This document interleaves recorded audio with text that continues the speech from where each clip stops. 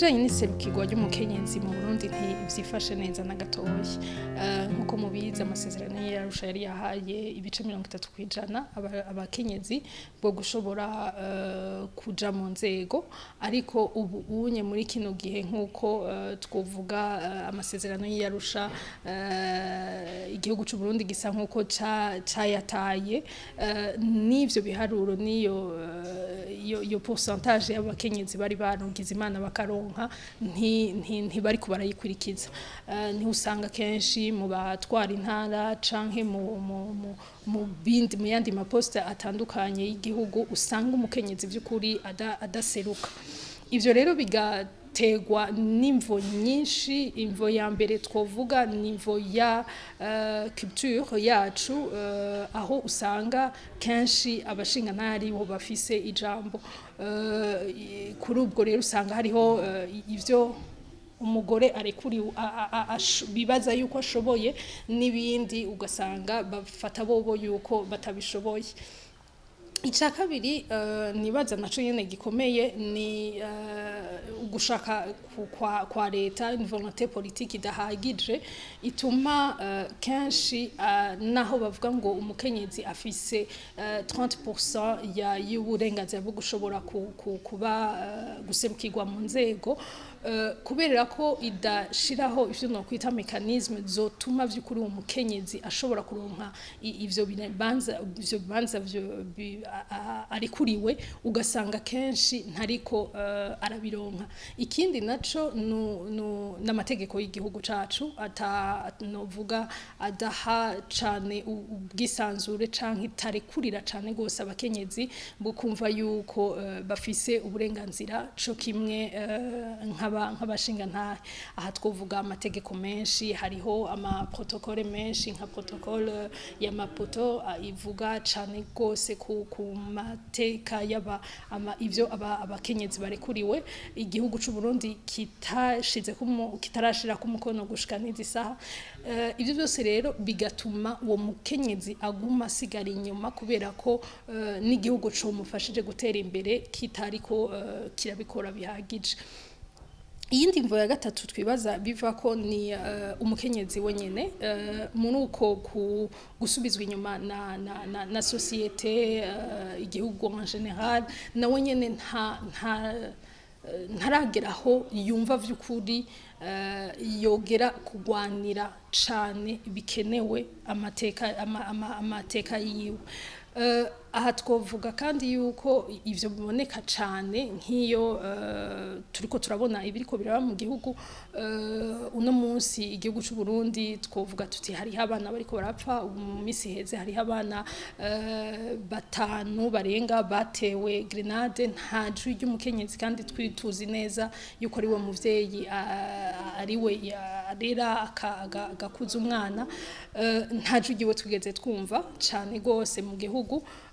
Hariho abakobwa birigo barafatwa ku nguvu, hariho amabi atandukanye ariko arakorerwa abo bakenyezi. Ugasanga abakenyezi nyene bari mu gihugu, abakenyezi bari mu ma association canke bari mu nzego, nta kintu na kimwe bariko barabivugako. Nivyo barafata ingingo ku bindi, ariko kubijanye vy'ukuri n'uwo mukenyezi nta ngingo kenshi bariko barafasha. Ivyo rero nivyo bisubiza inyuma umukenyezi. Ivyo nivyo bituma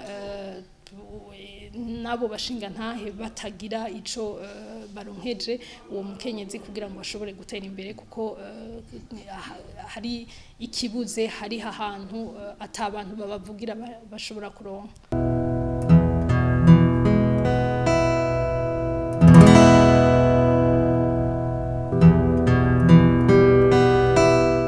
La question des femmes, par rapport à ce qui se fait sur le terrain, peut-être associé au fait qu'il y a eu des élections très dernièrement au mois de mai, mais ici la question des femmes, c'est une question très difficile, très délicate et qui comporte plusieurs aspects. Le premier aspect, c'est d'abord le choix de la femme qui doit être en telle position.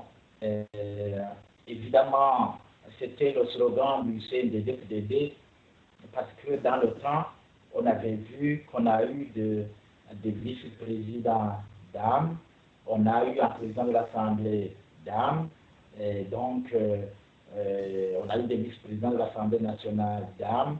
Je crois que quelque part, il y a quand même des évolutions. Mais aujourd'hui, on voit que le président de la République, le Premier ministre, le ministre, le super ministre de l'Intérieur, ce sont non seulement des hommes, ce sont des militaires.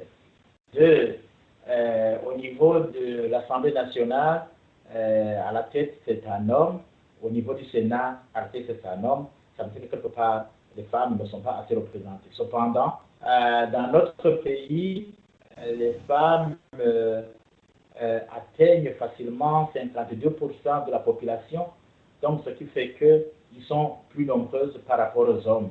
La logique a dicté qu'ils soient aussi nombreuses dans tous les secteurs de la vie nationale. Malheureusement, elles sont nombreuses peut-être au niveau de la base, au niveau de l'agriculture, mais ça ne suffit pas. Cette question devrait être abordée d'abord à ce niveau, au niveau de l'agriculture, et comment l'État devrait aider la femme pour qu'elle puisse se développer, animer des organisations de base, ça veut dire créer des petites coopératives, leur doter des mécanismes, de moyens, de connaissances pour qu'elles puissent gérer convenablement leurs organisations. C'est déjà ça, ce serait déjà ça, parce que à partir de là, ils pourraient absolument jouer de grandes responsabilités dans la gestion de l'État. Je donne l'exemple souvent de l'ex-ministre de l'Éducation, Madame Janvier Ndirahisha, docteur en mathématiques, et qui s'est défendue malgré les problèmes qui l'assaillissaient. Il a montré qu'il était capable, s'il n'agissait pas au sein d'un gouvernement presque responsable. Je crois qu'il aurait dû réaliser beaucoup de choses s'il était dans un gouvernement aussi engagé pour le développement, pour l'éducation de tous. Je crois qu'on serait à un niveau satisfaisant. Voilà, donc je considère qu'aujourd'hui, la femme doit comprendre qu'elle doit sortir de la culture burundaise et aller se former et pour qu'elle puisse être capable aussi de servir comme les hommes. Est-ce que les hommes servent justement un peu? Est-ce que les hommes aujourd'hui ne doivent pas être remis en question par rapport justement à ce que ferait la femme? Quand je observe comment l'homme aujourd'hui est incapable de gérer l'État burundais, compte tenu des problèmes que nous sommes en train de développer d'ailleurs, la sécurité, autre chose, je crois que c'est le moment où on devrait se remettre en cause et chercher d'autres solutions pour que justement on puisse régler nos problèmes qui ne sont pas difficiles à régler, mais qui exigent une certaine volonté politique.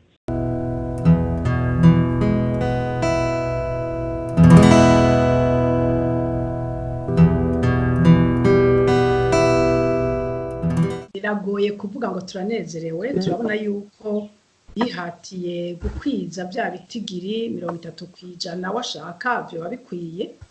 Abo twebwe unezerwa ntarumva kurindira tukabona politike n'imigambi leta yiyemeje gukora y'uguha ikibanza abakenyezi by'ukuri. Cyo turindiriye turabona icyo dushima, turabona yuko birya byanditse mu ibwirizwa shingiro baragerageje kubikurikiza, kiretse yuko burya iyo bavuze ngo 30% si ukuvuga yuko igitigiri ntarenga ni 30% oya, kuvuga babaye bake babe 30%. Ntiturashikara aho dushaka. Biyumvire ko abakenyezi azi kubiharura neza, bavuga yuko abakenyezi mu gihugu iwacu ari 50 ari bice 52%. Iyo rero tuzanye 30% twagira ko abakenyezi baraserukiwe, twovuga ngo turanezerewe kuko ntiturashika aho tunezerwa. Kandi kizotunezereza cyane kizoba umunsi tuzobona 30% bashiriweho politike bakurikiza, bashiriweho imigambi bakurikiza, hamwe biboneka by'ukuri yuko ubutegetsi buriho buhagaraye neza kugira ngo abakenyezi ntibasubire gukumirwa, ntibasubire gushirwa kure. Ico rero ntiturakibona, turacakirindiriye. si umwanya wo kugira ngo turanezerwe cyangwa tunezerewe ntituragera kunezerwa mugabo turabiraba kandi ako kose gakozwe turagashima naho ko gato turagashima ko niko bitangura utaronse na gatoyi n'ibindi ntubironka ubu rero ibyo 30% nubwo baba babikwije twebwe turabibonye turabishimye mugabo ntituvuga ngo turanezerewe kuko ntiragera kunezerwa tuzonezerwa bigiye mu ngiro tukabona neza ico biriko biratumarira kuko naho ba 50% bicayeho badahawe politike badahawe amaprograme bakurikiza ntaco bizodushikana urumva rero ntituragera by'ukuri ndibaza bice byose mu byerekeye ubuzima bw'igihugu byose uno munsi ntawo uvuga ngo ibibaye amajambo twumviye turayashimye cyangwa ingingo zifashe turazishimye ego turabishima mugabo ntituragera aho tuvuga ngo turanezerewe by'ukuri kuko turacarindiriye tubibone mu ngiro bimeze ngwiki mbega byahinduye iki mbega habaye iki tushobora kuvuga tuti ubu n'ukuri mu Burundi abakenyezi barubahirijwe barafise ikibanza ntibagikumiriwe ico turacakirindiri kandi turizeye yuko n'abategetsi babona neza iyisi iri kwiragira babona neza ko ibintu byo gukumira atakintu na kimwe byunguye igihugu na kimwe none rero natwe bw'iwacu ntitugasubire mu byo gukumira byaba iby'ubwoko canke iby'igitsina canke ikindi cose gukumira naco bimaze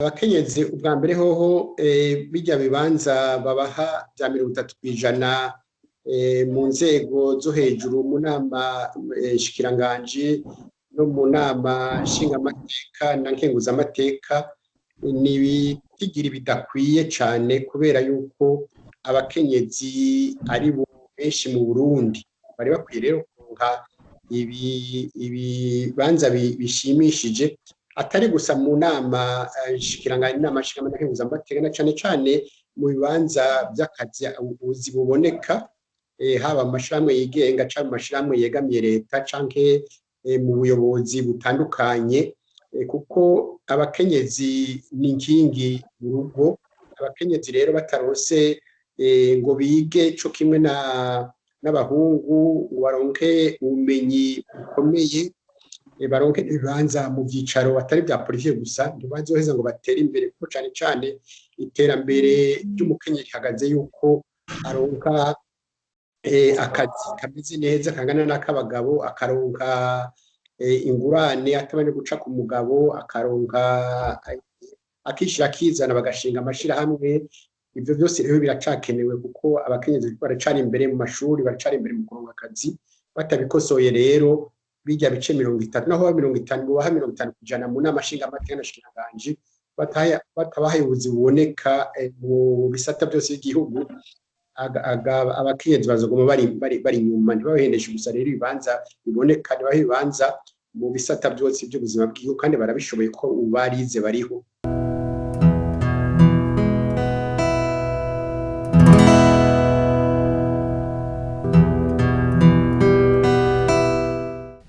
icambere umuntu iyo saba ni conviction yabo bapfasoni b'abarundikazi nta kwisi nzima abagore bose bahawe amategeko amadwa yabo ntivyari vyoroshe na gatoyi baciye mu bikomeye ariko barashoboye kuvuga ati uno munsi aho turi turumvigwa aho turi turashikiriza ijambo kandi rikumvigwa urumva bisaba yuko abo bakenyezi batangura bonyene kurabati mbega tugeze hehe biyumvira ati mbega uno munsi muri umwaka wa 2020 aho tugeze harahagije ntihagije gato na gato ikindi naco nibaza ni igihugu ni leta y'igihugu c'u Burundi itegerezwa nayo nyene gufata ingingo yotuma uwo mukenyezi ashobora kuronka ikibanza atari uko vy'ukuri aharaniye uyu mugambwe canke uriya ariko kubera ko uwo mukenyezi abikwiye ico naco ntigikora kuri leta gusa bikora no ku bakenyezi kirazira yuko twumva ngo dufise uburenganzira bwa 30% ariko harageze ko twiyumvira ati mbega twebwe nk'abakenyezi dushoboye iki nimba ari 10% bashoboye bakagenda bagashobora guhindura ibintu mu gihugu abari bo bakora nimba ari 50% bashoboye abari bo bakora mugabo ivyo byose bizoca mu kugwanira ku gateka kacu bikazoca n'igihugu kizodufasha kugira ngo ayo mateka y'umukenyezi ashobore kubahirizwa.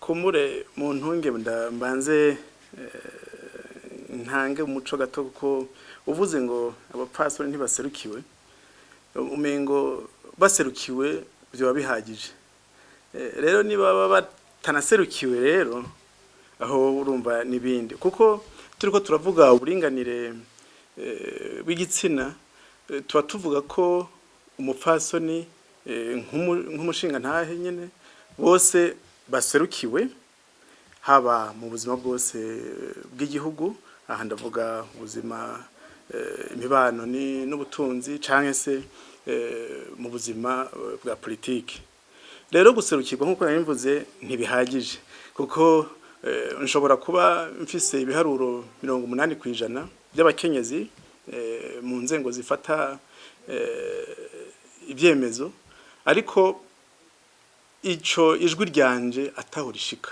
naho twari turi 80 rero yewe mvuga nti guserukirwa yego ni vyiza none guserukirwa bikumariye iki bimariye iki umuryango bimariye iki igihugu muri rusange birangora cyane ko kuvuga impamvu mu Burundi wacu umukenyezi adaserukiwe mu nzego mutikuki kuko Uburundi buri mu bihugu bike byashize umukono ku matraité mpuzamakungu ma convention biri mu haba ku mugani wa Afrika biri mu mashirahamwe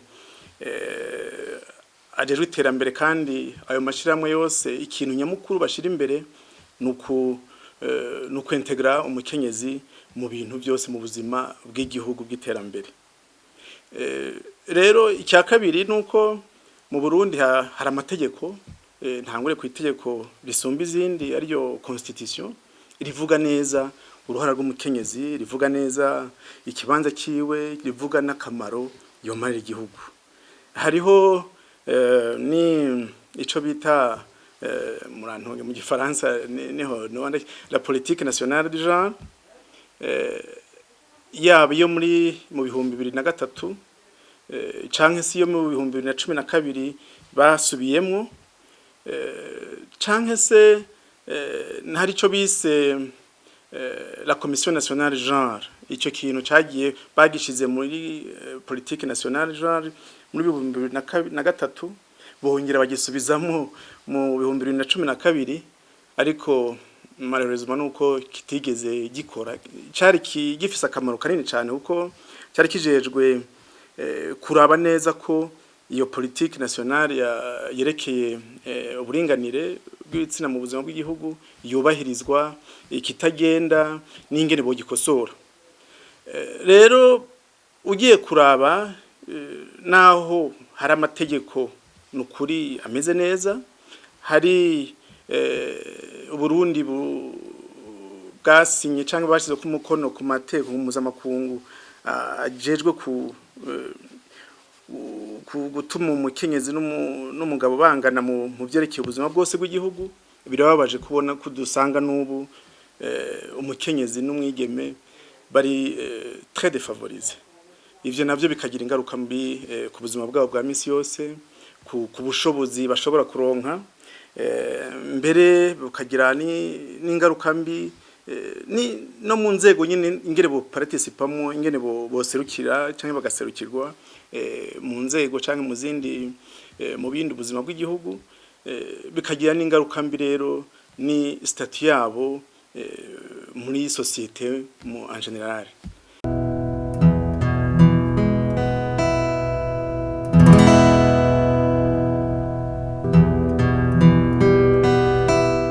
Jewe nibaza yuko biri mu nzego zibiri ariko izo nzego zibiri nazo zikaba zigizwe n'ikintu kimwe kibura.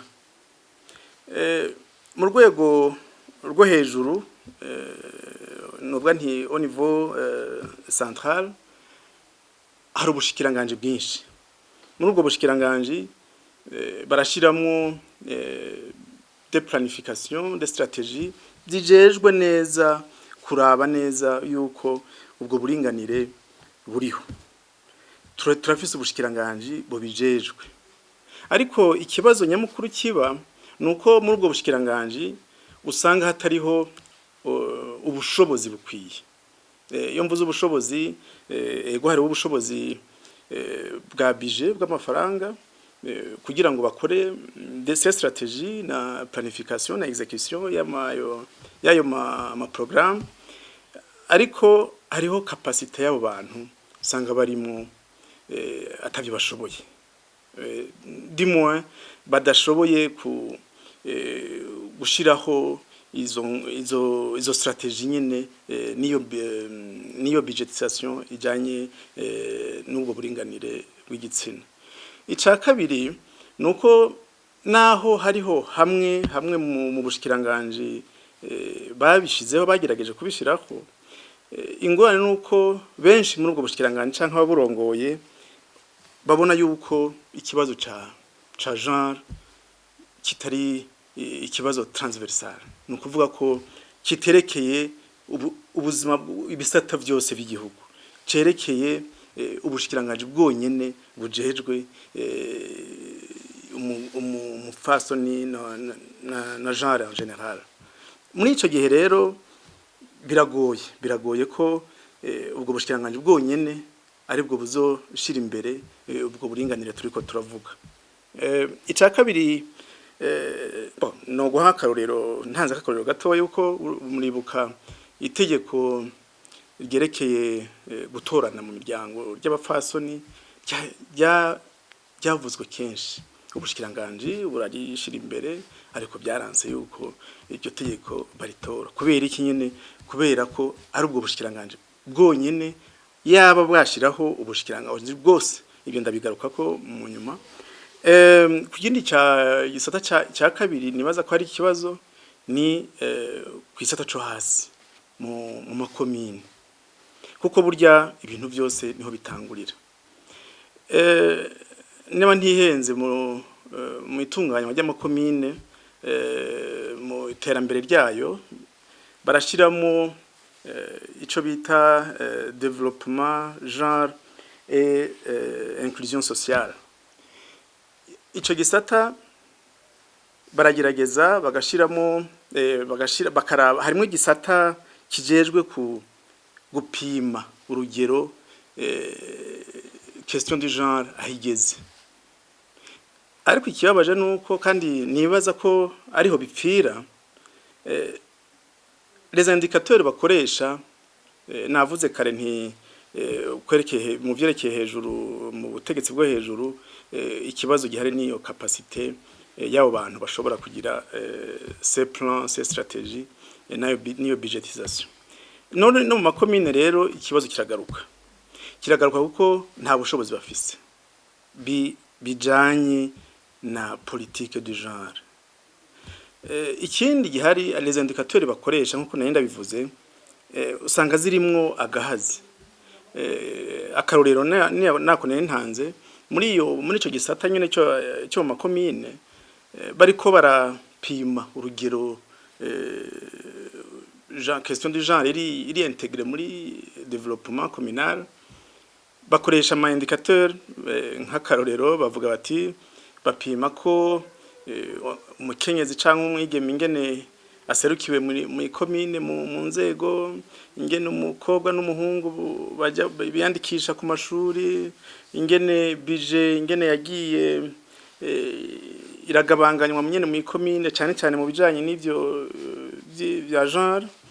Ariko nta na hamwe ubona indicateur ipima mbega uruhare rw'umukenyezi muri iryo tunganywa ry'icyo gisata cyo kirihe ni bangahe barimo, niba barimo baterereye iki, ivyo baterereye byamaze iki mu itunganywa y'icyo gisata cyerekeye uburinganire canke se ku iterambere ry'umukenyezi. Ngivyo rero ivyo nibaza bihaze bigihaze naho dufise amategeko atomoye, naho dufise slogan novuga nti hariko ugushaka kuriko kuko yaba tutarimo abanyepolitike ntibabashiramo iyo politike nyene y'uburinganire uko gushaka kurimo. Gusa uko gushaka kurafise aho ugarukira niko je ndavyibaza, yaba kudafise aho ugarukira ntiboshize ibyo bisata byose mugabo ntibabeho uburyo n'abantu babishoboye bwo kwigiza imbere ikibazo c'uburinganire bw'umukenyezi n'umushinganahe.